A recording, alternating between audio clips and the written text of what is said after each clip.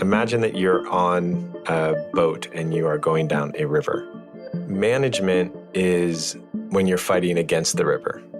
But when you're in that effortless flow of the river, there's an enjoyment to it. What you have to do is you have to be listening to that river deeply. You have to be listening to that impulse. Welcome to The Art of Accomplishment, where we explore how deepening connection with ourselves and others leads to creating the life we want with enjoyment and ease. I'm Brett Kistler, here today with my co-host, Joe Hudson. We are told all of our lives that if we want results, we have to manage ourselves and the world around us in order to get what we want. But what if that isn't true? What if intention and determination are critical, but managing life gets in the way? What if the way to get the life we want is to focus on enjoying our life, not only by doing what we enjoy, but also by learning to enjoy whatever is happening? This is what Joe and I will be getting into today. So Joe, what makes this an important topic for you? There's a personal story behind it. You know, when I was really young in my career, I did international stock lending for a while. And I was, still sorting through so much of my personal issues at the time. And I decided in my head what I really wanted was to have a creative career. That was something that I decided also was like far out there that I had to like attain instead of realizing that it was really available if I had the right perspective. And so I quit this great job as far as money goes and as far as career path goes. And I went for 7 years trying to have a creative career. And there was this place where I was, where I had basically reached it. I was working on this TV show, and I had written something, and I was being brought in to train to direct the show, and I did this 2-week stint on the show, and I realized it was the same thing that international stock lending was. Meaning that everything that I had run away from in international stock lending, I was running to in this creative career. One person had all the power. Everybody was working long, hard hours. They were unhappy. I remember the actor of the TV show saying to me, every time I come into work, it's like having a piece of my soul ripped out. Everybody wanted to be doing something else and not the thing that they were doing. They had some dream of the next level of their career. And most people weren't leaving because of the money. And I said, wow, that's exactly the thing I was running away from and running to. And I had spent all these years of my life trying to manage this outcome. And I had finally achieved it, but I didn't have any idea that it wasn't the thing that I wanted. And at that moment, the revelation came on me and I said, wow, you know what I'm going to do instead? What I'm going to do is I'm just going to say yes to whatever shows up. And if I enjoy it, I'll keep on saying yes. And if I don't enjoy it, I'll say no. And then all of a sudden there was more and more stuff to say yes to. And so I got to just keep on picking the things that were more enjoyable. And as that happened, everything took off. My money, my happiness, my career, everything in ways that I couldn't even have expected. It was like I had surrendered, and I allowed that surrender into my own enjoyment to lead my life. And all of a sudden I was surrounded by a life that I enjoyed. I neither enjoyed stock lending, nor did I enjoy trying to become an artist, nor did I enjoy being the artist. But I ended up enjoying my life, not by managing it, by focusing on the enjoyment. So that's why it's important to me. I think why it's important to talk about in general is because it's the biggest misconception that a lot of people have is they think that if they're going to manage their life, they're going to end up with a life that makes them happy. But in actuality, if you learn to manage your life, you end up with a life that you need to manage. And that is not happiness. So what does it mean to manage your life in the way that you're describing? One way to think about it is intellectually, you're trying to assure an outcome. So when I was directing films, one of the things that I really realized in that process was that if I had a very specific outcome in mind of how the actors were going to do their thing, it was horrible. The result was horrible. Everything was horrible. The process was horrible. If instead I gave the actors direction And then I just waited until it felt right. And I just allowed that impulse to carry us and go, oh, that's it. That's going to work. Without the idea specifically of how it was going to be, the results were far better. And that's one way to think about the difference between management and non-management, is that you're not holding really specific future outcomes. You're holding the intention of the scene is going to be great and it's going to be emotional. And you're holding the intention, the actors are holding the intention of whatever it is for them, getting the person to say they love them and getting out of the room, whatever their intentions are. Everybody's holding their intentions, but the outcome is something that you are recognizing when it's right. It's not something that you're being specific and controlling about. So there's this implicit feeling of trying that happens when you are doing management. And trying is very different than doing. Doing is just the action. It's like in mental waves, you think about doing as alpha. There's like this flow state that happens and it's just everything's happening and there's not like a lot of tension in it. Managing life is when you feel like you have to bring tension into the process to get it your way. Another great example of this, I think that's really, really palpable, is I see this with clients all the time, is they're thinking about a big conversation they have to have. Maybe it's with their husband, maybe it's with their boss, maybe it's with a good friend, and they're trying to figure out how they're going to say it in such a way that they're going to get the outcome that they want, instead of thinking about what's the authentic way for them to say it, what's their deepest truth that they're trying to share, and let the chips fall where they may. If they're in the first, then they're in management, and if they're in the second, then they are not in management. Yeah, I think that film example is actually a great one, because in filmmaking, in production, you'll often have like an art department that's trying to make exactly the igloo that's in the treatment, for the director, when, maybe they could make any number of igloos that fit the theme and that would work great in the scene. And many other parts of the scene are likely to drift through the course of production from the treatment. And there are ways to flow with that, and there are ways to try to manage every single detail, which you just end up having the entire crew fighting reality for a while. Yeah, so it's something that I've realized, like when I'm running businesses and I want something in a specific way that's where it's creative, or someone's doing something creative and like copy editing or some sort of visual aspect or building slides. I've realized that if I just give them 3 adjectives, I want it to be reliable, grounded, and empowering, then the results are far better than if I start thinking I know how to design something and I'm like, well, it should be a little more blue and turn this a little way. It's like that kind of broad stroke thing. And people, we know that people in general, in management of people, that people respond a lot better, are a lot more motivated if they feel like they have autonomy.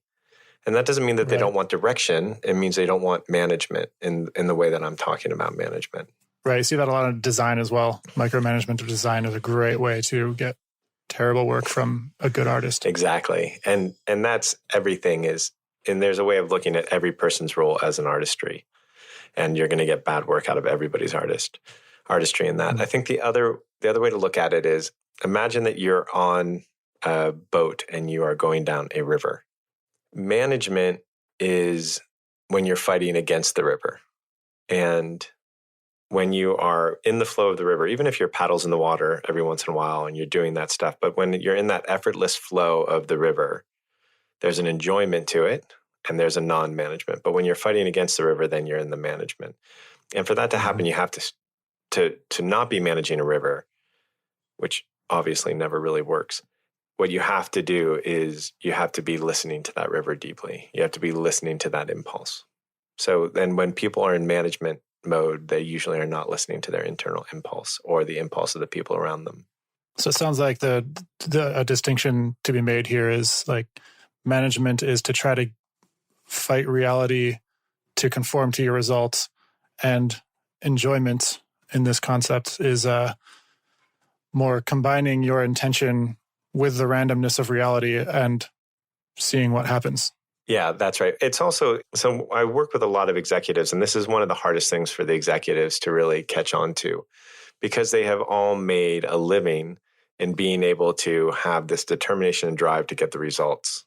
And many of them have used management to get there. That determination and drive, that utter unacceptance of a result that's different than the one that you want is really critical. But you need to be very general about the result that you want. Like it can be general, like I want a company that's super successful. I want a product that sells better than all the competition. That's great. But when you start managing that process and want it to be this specific way, you want it to have this kind of sales technique, you want it to have blah, blah, blah, blah, blah, then that's when it goes south. So you have to keep all that determination. You have to keep all that fortitude. You have to keep all that utter unacceptance of a reality that you don't envision. And there is also a reading the river and letting the river flow and paying attention to that river and following it to get there. A lot of this seems to happen by buying into in the moment, like, oh no, this has to happen because if this doesn't happen this particular way, then, the entire plan is ruined. So like, how do you know, like without this 30,000 foot view that we're discussing right now, how would you know in the moment if you are managing rather than following your intention? What are some ways to mindfully recognize this in the process? So one of the things that I see managers do, since we're on management specifically, one of the things that I see managers do is they don't ask this question. They don't say, what speaks against that? Let's say I come into a room and I say, I want to sell in question-based selling. And we're talking to the sales team. I'm like, let's do question-based selling. And then I might try to convince everybody and push everybody into it and motivate everybody, give a good speech. And everybody's like, yeah, let's do question-based selling. What is usually far more effective and that tells you that you're not in the management of that experience is to say, let me give a good case for question-based selling. Here it is now. Tell me what speaks against it. And people will tell you, here are the things that we don't think will work about it. That tells you the things that you have to address. And then you address them. And then you're in the flow of the situation. Then you're like, okay. And then most likely you're going to get a much better solution because the things that they want you to address are important to address. And if you can't address them, then you don't have real buy-in. And without real buy-in, they're not going to do as good of work. But without real buy-in, it probably means that there's a better solution out there. So that's one of the ways to know is if you're trying to push people into a result instead of being eager to find out what speaks against it. When you're listening to what speaks against it, your results are going to be far better. So that's one way to know it. There's a delicious irony there. The idea of trying to sell a sales team on a sales process about question-based selling without asking any questions. I hadn't thought of that in my example. Yes, exactly. That would be incredibly ironic. Yeah, exactly. And it's why question-based selling works is because you're not managing the customer. You're actually empathizing with, following the customer. You're following the river instead of trying to manage the river. So that's one way to know it. Yeah. Other ways are you're more listening to the outcome than you are the impulse, right? So like right now, if you listen for the impulse as to what to say next, that's a very particular somatic experience. And you can still have determination in this experience, right? You can still be feeling like, oh, we're going to get to resolution. And I can be listening and waiting for the impulse to speak. Like that's all a very possible situation. But when I want your next sentence to be something, or I want my sentence to do something to you to get to a particular place, then I'm in management. Yeah, and that adds another step in another filter in the process of what you're going to say when you have to think about how you think it's going to be received. Exactly. Which then builds in all of your projections into the conversation. It also builds a tremendous amount of inefficiency. When you're managing stuff, what you are always doing is not looking at the root cause, right? So as an example, let's take, which is a more enjoyable car, an MG to own? Is it an MG or is it a Lexus?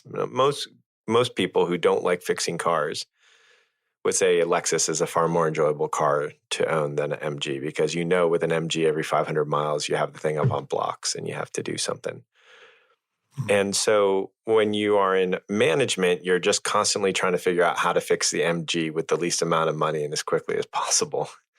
But when you're in enjoyment, you're looking at the core issue, right? And so if you are looking at the core issue, everything becomes far more efficient because you're not trying to, you know, patch the boat as it's sinking. Instead, you're thinking, what's the right boat to build? Right. Yeah, Getting out of context to the bigger question. exactly. So we have learned to manage things for a reason, many would propose. So, like, don't you have to manage some level of things for anything to get done? And if so, where is that line? It's not where you think it is, that's for sure. Hmm. What I mean to say is if you ask the people at Hyatt, hey, man, do you have to manage your properties? They'd say, absolutely. If you ask the people at Airbnb, do you have to manage your properties? They'd say no. If you ask, SK Telecom and all those telecom companies that tried apps before Apple did, do you have to manage your apps, the building of the apps? They'd say, yes, absolutely. We need to manage it. But Apple said, no, we don't. We just, as long as they hit a minimum requirement, they can be on the App Store, right? And if you think about all your great employees, like how much management do they actually require? It's the people that you're managing that are not usually your great employees. So, and maybe because you're managing them so hard. indeed, right? So, do you have to manage, and what's the boundary? The answer is that the better your system is in place, the better you have the mechanism working, the less management is necessary. So every place that you are managing is basically a way to look at an inefficiency that you have. If you build a really good machine, say like an iPhone, you don't have to manage the iPhone. You and I have never said the word, wow, I really had to manage my iPhone yesterday. It's because it works. We might have to manage our iPhone use, and that arises from inefficiencies in our attention.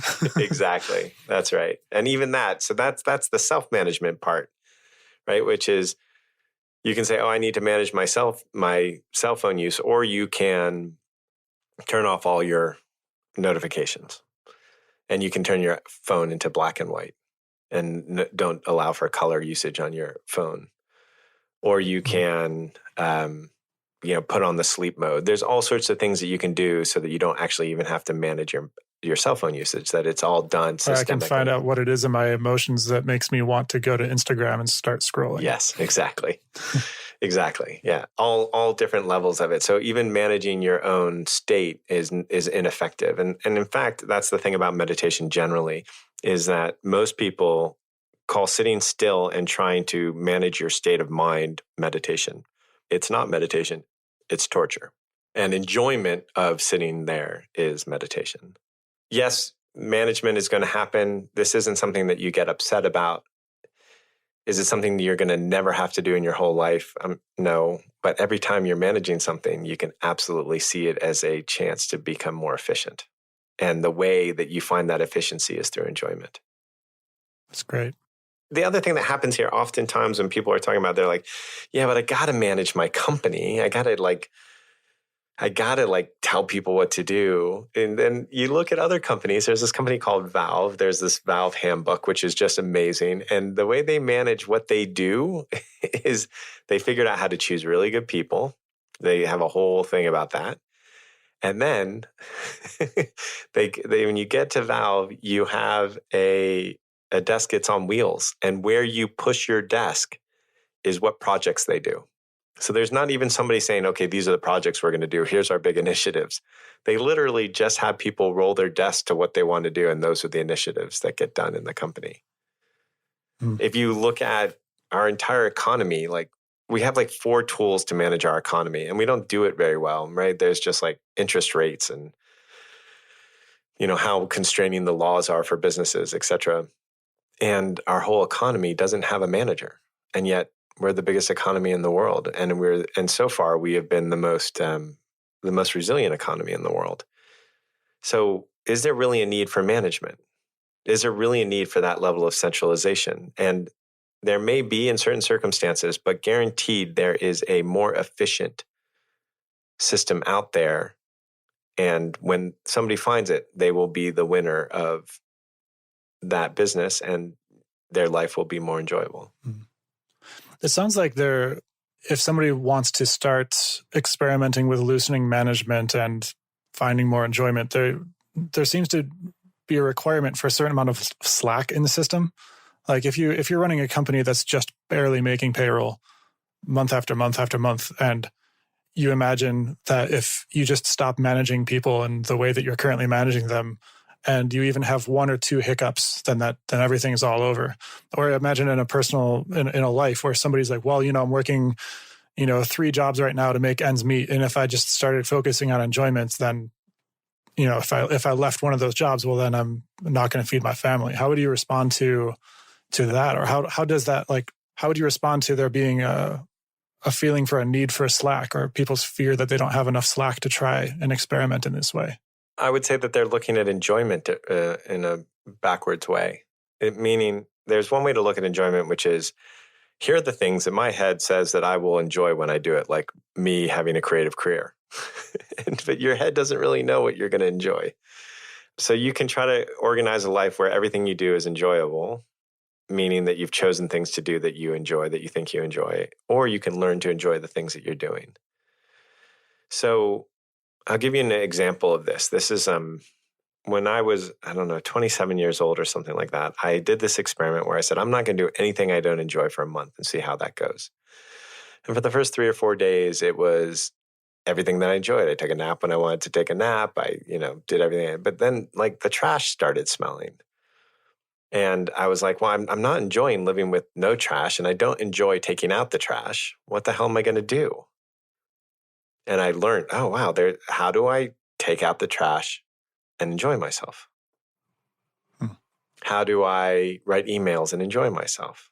How do I pay bills and enjoy myself? Because I don't enjoy not having bills unpaid or having a bad credit rating. That's not enjoyable for me. So the only way to really get to a life that you enjoy is to not avoid the intensity. It's not to run away from difficult things.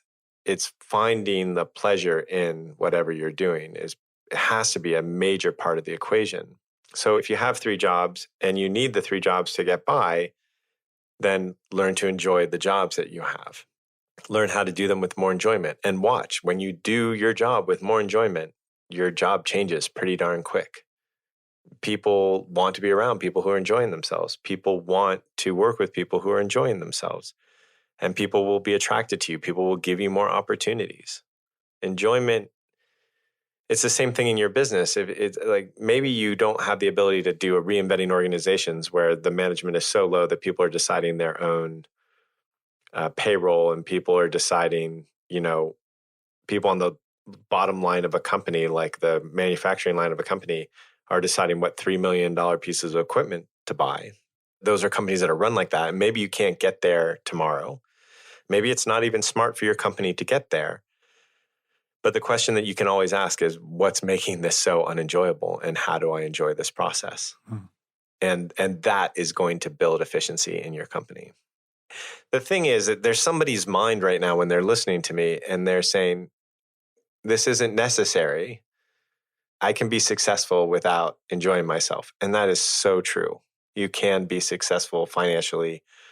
You can accumulate a lot of power.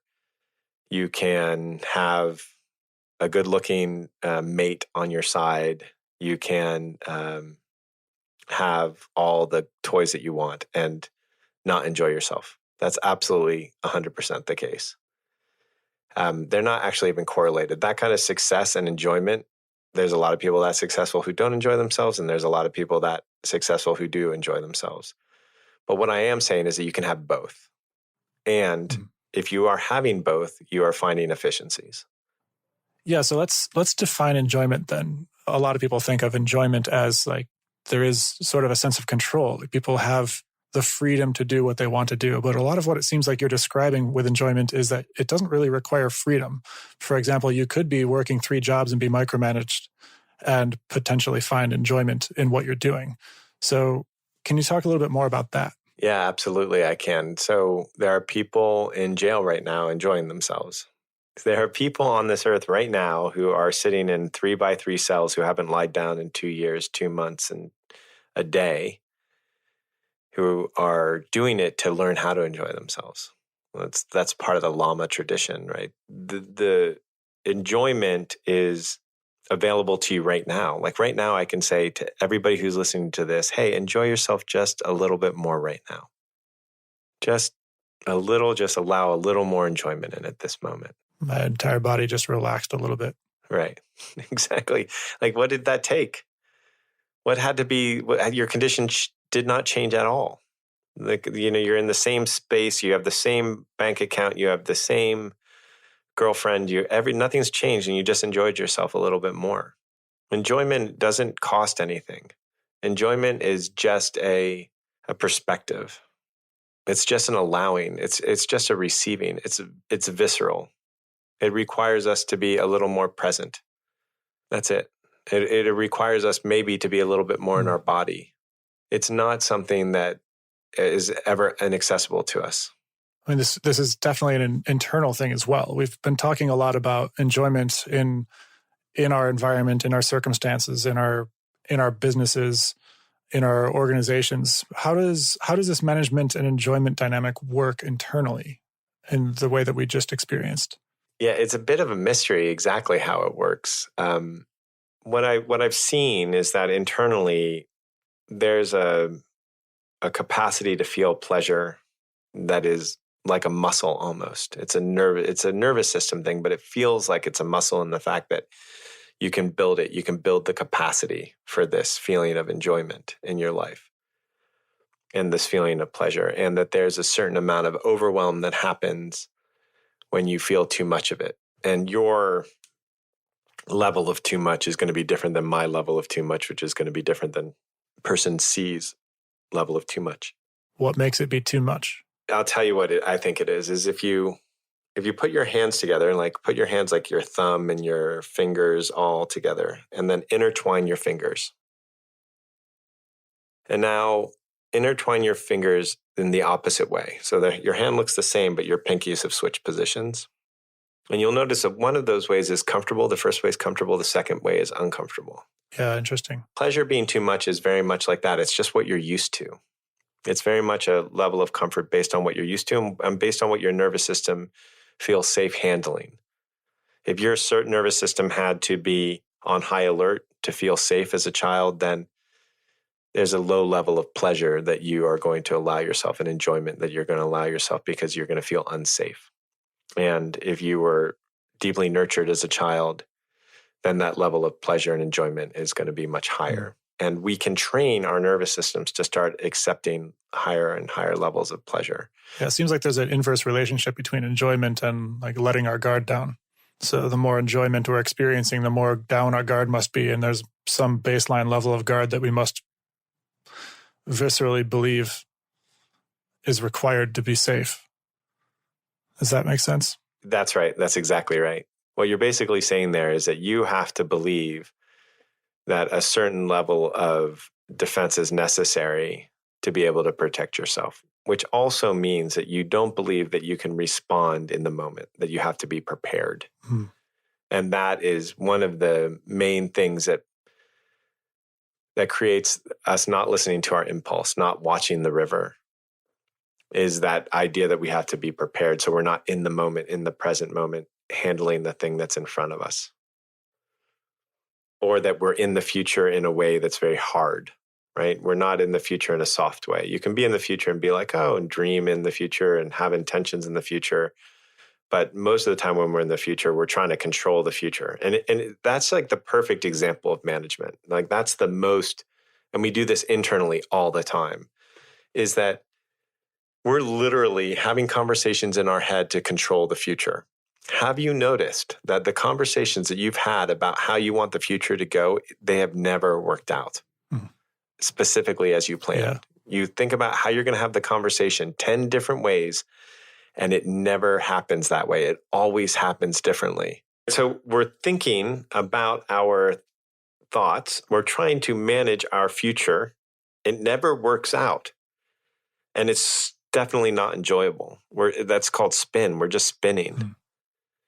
Right? And now imagine that you're in that conversation with that person and you're just like listening to the impulse and focused on enjoying the conversation. Which results in a lot more listening to what they're saying as well. Exactly. And it helps them feel connected with you, and you feel more heard. They feel more heard. The conversation goes better. So it's the same thing internally. Internally, we're trying to manage ourselves all the time. Hey, lose weight. Hey, get more in shape. Hey, you should listen more. Hey, you should stop managing. Hey, whatever it is that your brain is constantly telling yourself you should manage, and it doesn't work very well. It's not the most efficient way by any stretch. And we do this in meditation, and we do this in yoga, and we do this in... Now, what is it like to meditate and focus on enjoyment? Not just doing something that you enjoy, but also enjoying what you're doing. Or what is it like to do Or yoga CrossFit, and for focus that on matter. enjoyment? Or CrossFit, for that matter. Exactly. So what's the internal thing that you do, and when you're managing, and how effective is it compared to enjoyment? And the amazing thing is, I could say to somebody, hey, look, whatever internal exercise you do, just focus on enjoyment. Just enjoy that exercise. That's your number one thing to do. And if they do it, most people won't, because they're like, enjoyment, scary, subconsciously. But if they do it, what they notice is that they do it a lot more because it's more enjoyable. Right? If meditation isn't enjoyable, you don't keep on meditating. If working out isn't enjoyable, you don't keep on working out. So the enjoyment propels the practice. And telling yourself you should do it, and you really have to do it, and you have to do better and stronger, and it's not very enjoyable. And so you stop doing it. Right. The other thing that's important here to say is that the reason you think you have to manage yourself is because you don't see that you're inherently good. You don't believe in your inherent goodness. You believe that you're like some lazy, gluttonous asshole if you were left to your own devices, and that you need to be whipped into shape. And if you believe that about yourself, then that's who you're going to end up being. And if you believe that you are inherently good, that you want what's best for you and for the people around you, and that you want to have an active, enjoyable, fulfilling life, then what on earth would you need to be managed for? If you want that stuff, what would make it that you wouldn't just naturally do it?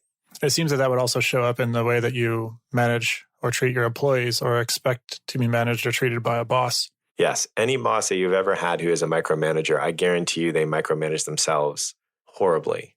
And if they're not depressed now, they will be. And if they don't have major anger issues, they will have. Any boss that you have that is constantly in fear for how you are behaving is constantly in fear in how they're behaving. It's just the nature of it. It's why the self-development work works so well in companies, is because you are projecting your internal relationship externally. So yeah, let's dig into more about how this management enjoyment dynamic shows up in relationships. Yeah.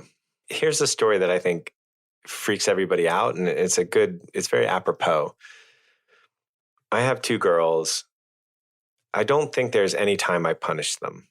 And I don't think my wife ever punished them. We got angry from time to time. That absolutely happened. I'm sure they felt ashamed from time to time, though we did our very best not to ever shame them. And the thought process then is that, well, your kids must be spoiled, and that your kids must not do what they're told, and your kids must not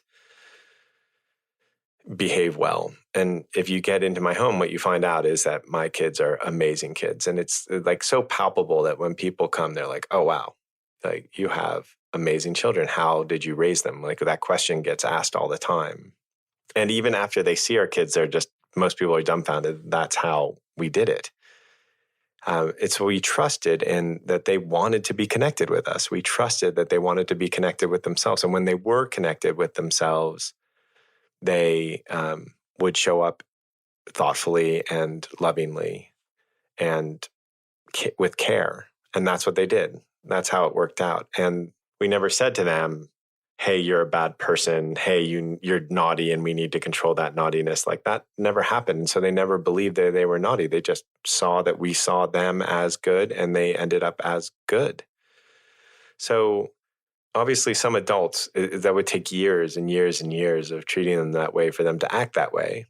So I'm not suggesting that you go around and like go into a maximum security prison and treat all of them like they're amazing. people who are inherently good, because unless they believe that, there's going to be friction to get to that point. But in general, that's the way that you walk around in relationship. The way you walk around is that you find out what's motivating them, find out what's moving them, find out what they want to do, and follow that flow instead of saying, this is what I want you to do, and do that. Like, you see this happen all the time. If one person convinces another person to join a project. If I'm hiring somebody for a project, I basically say, what's your dream job? And if they're not really close to the job that I have in mind, it's not a good fit. I'd rather have somebody whose dream job it is to do the job that I have in mind than to convince someone to do something, because eventually I'm going to have to manage them. It's something that I learned in making investments. And what I realized was that the amount of management that it took to make a deal happen was the same amount of management that I would have to consistently provide to make the deal work. Then that's really inefficient at investing. So if I learned that if I had to manage to get a deal done, I just would not do the deal, because it was the deals that happened with a certain amount of flow and ease that then continued with that same amount of flow and ease. Obviously, there's ups and downs with everything, but generally that flow and ease was far more likely. There's also that like disempowering factor of managing. Like if you invest in somebody's company and then you manage them, you're really saying that you don't trust their idea unless it's done the way you think it should be done.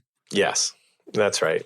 That brings you back to that prison example as well. Because you could go into maximum security prison and it's like, yes, on one hand, you can't just relax all the restrictions and behave as though everybody knows their inherent goodness. But we could actually stop doing a lot of the things that we do that reinforce those I am bad belief. Like there's a lot of, yes, talk about how the system reinforces itself. Absolutely. You can go in and treat every single person in a maximum security prison like they are good people, and that absolutely will help them. There's a great video documentary called Being Human, and if you look it up online, Leonard Being Human, you will see an example of somebody who killed a woman and her child, and the grandmother of that woman and the child showed him a certain amount of love that changed his life, and you can see it. It's absolutely doable, and that's how it works in relationships. When the other thing is, like, when you're trying to be managed in a relationship, you don't want to be in the damn relationship. That's just, there's some part of you, whether it is you are getting sold a car and the person's trying to manage you into buying the car, you don't want to be in the relationship. And that salesperson isn't as successful. They know that the best car salesmen are the ones who focus on having a good relationship, that don't try to sell the car. And they outperform the ones trying to sell the car, like usually 4 or 5 to 1. But it's the same thing. We see it in our love life, our husbands, our wives, our girlfriends, boyfriends, that when we are trying to manage the other person's mood, there is less love. When we are trying to manage the other person's reaction, there is less love. There's less enjoyment in the relationship, right? If you are enjoying the person, there's a lot less management. If you're enjoying the moment, there's a lot less management. But as in the prison example, you can have boundaries. Yeah, you can have boundaries without having to manage anything. A boundary is following an impulse. That's a great, great, great point. Having a boundary is basically the deepest act of non-management on some level. And the reason it is because what you're saying is, here's what I'm going to do. And then you allow the other person to do what they are going to do, right? Which is like, hey, what I know is that interacting in this kind of a relationship isn't working for me. So if I'm going to continue to act in this relationship, then what I want is it to not have a lot of yelling, and I want it to be respectful and kind. Now, that person can leave, and they might leave you. So it's really a non-management. It's just saying, this is what I'm game for. This is what I'm willing to do in this world. And that's what non-management is to a large degree. That's what creates an enjoyable life, even if it's scary to get there. It sounds like what you've been saying would be also if the partner is going to leave you and then you're going to have a lot of uncomfortable feelings because of that and sadness, then that is also something to be enjoyed. Absolutely. Yeah. Or we're going to be trapped by it. Right. That's the fear of it. Yeah, that's another way. Most of what we are trying to manage in our life is an emotional reality. We're trying to manage emotions, trying to not feel heartbreak when our lover leaves us, trying to not feel like a failure if our boss gets angry at us. And the non-management of those emotional states. And when I say non-management, I don't mean that now you're like a puddle on the floor throwing temper tantrums and throwing throwing tennis rackets around your house. I'm not saying non-management in that way. I'm saying like allowing yourself to feel the emotions fully, not act out on them, but allowing the non-management of emotions so that you can actually feel them fully and you're not trying to push them down and repress them and hold your muscles to not feel them or judge other people not to feel them. Then that is a far more productive way of changing patterns in your life than all the management of telling yourself you should do this or do that. And you even mentioned it at the beginning of the podcast. You talked about, or I could just look at emotionally what's happening when I scroll on Instagram and what I'm trying to avoid. So how can we cultivate the enjoyment of those feelings that we are trying to avoid by managing? Well, stop resisting them. That's half of the lack of enjoyment is the management itself. Stop trying to manage them and they all of a sudden become a lot more enjoyable. Stop resisting them.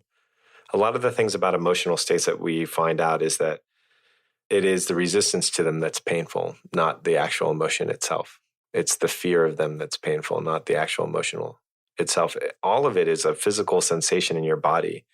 It has different intensities, but once it's unresisted, they change rapidly. The sensation of them changes rapidly. No one's ever really been killed by an emotion or maimed by an emotion internally. Maybe an angry person maimed somebody else, but if you internally are feeling your emotions, you're not going to be wounded. But we can slowly, through the process of managing and suppressing our emotions, we can slowly kill ourselves with stress. That's true. And depression. Yeah, exactly. Generally, that's the thing about management is we think we need it. And what it actually is just a constant signal that we can find a more efficient way and a more enjoyable way. And just dropping the management itself can be enjoyment. And it's just about like taking your hand of control away from it slowly. You know, some people after listening to this is like, okay, I'm just not going to manage any of my employees ever again. And then everything goes to shit. And then they'll be like, yes, that's right. I needed to manage it. And I've proven that I do need to manage it. Mm. What I'm saying is just like, see what the next level of enjoyment is. See what the next level, because you have to find the new ways of being without management. And an example of this, I think that's really critical is, like you're sitting with a bunch of employees or people that you work with and you need a job done. Let's say you need the car cleaned, right? And the least amount of management is to see if anybody cleans the car, which may happen. If they have the right defined roles and everything like that, reinventing organization style, somebody might just come and clean the car because they see it needs to get done. And then there's like, hey, I need the car cleaned. And then there's like, I need to get the car cleaned in this way, this way, this way, and then make sure you detail this and do this and da-da-da-da. And then there's car cleans just like, hey, I need the car cleaned and I need it to look like it looks when you get off of a new car lot and I need it to be done for less than $150 and I need you to enjoy yourself doing it. Where you give people the parameters of what a good job is, but you don't tell them how to do it. You just tell them how to win. Right. And you don't see a lot of people doing it that way. You don't see that interim step, the interim step of letting people discover how to do it in a way that allows them to win. Because most people want to know how to win. If you keep determination and you keep intention and you keep boundaries and you keep maintaining and mandating the results that you want, then how necessary is management?